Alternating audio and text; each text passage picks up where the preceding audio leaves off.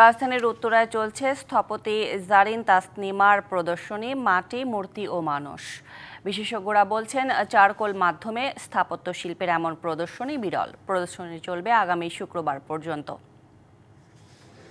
প্রথম দেখায় নরশিব, উমা বা দেবী গঙ্গার মূর্তি মনে হলেও এগুলো আসলে কোনো মূর্তি নয়, চারকোল বা কাঠ কয়লার সংমিশ্রণ দিয়ে তৈরি আঁকা চিত্রকর্ম।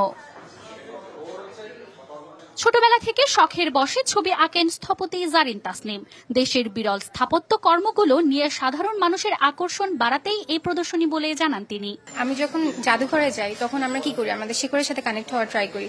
তো ওটাই আমি আমার এই এক্সিবিশনে এনেছি, মানে আনার চেষ্টা করছি যাতে আমরা নিজেদের রুটের সাথে কানেক্ট হতে পারি। এটা মেইনলি আমার একটা স্টাডি প্রজেক্ট, যে আমি এগুলো সম্পর্কে জানার জন্যই ছবি আঁকাটা হয়েছে, ওটাই এখানে প্রদর্শিত করা হয়েছে। এমন প্রদর্শনীতে এসে মুগ্ধ দর্শনার্থীরাও। প্রথম এসেছি, আজকে প্রথম দিন। আমার এখানে এসে খুবই ভালো লাগছে, কারণ এখানে এই ছবিগুলো মেইনলি মিউজিয়াম বা প্রত্নতাত্ত্বিক স্থানগুলোতে দেখা যায়। এক একটা মিউজিয়ামেতে এক একটা আমরা মূর্তি দেখতে পাই। এখানে মনে হচ্ছে বিভিন্ন মিউজিয়ামের মূর্তিগুলো সব এক জায়গায় আমি দেখতে পাচ্ছি। হুবহু বিষ্ণু মূর্তিটা দেখে দূর থেকে মনে হতে পারে যে মনে হয় এটা 3 ডাইমেনশনাল মূর্তিটাই, মানে খুবই সূক্ষ্মভাবে করা হয়েছে। জারিন তাসনিমার এমন ভিন্নধর্মী উদ্যোগকে স্বাগত জানান বিশেষজ্ঞরা।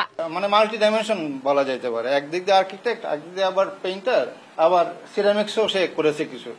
তো সব মিলে আমি বলবো যে খুবই চমৎকার একটা আয়োজন। এটা আমাদের শিল্পকর্ম, এটা আমাদের ঐতিহ্য, এটা আমাদের পরিচয়।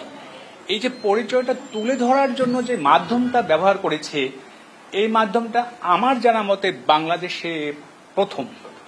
রাজধানীর উত্তরার লেক রোডে মাটি, মূর্তি ও মানুষ শীর্ষক প্রদর্শনী চলবে আগামী শুক্রবার পর্যন্ত।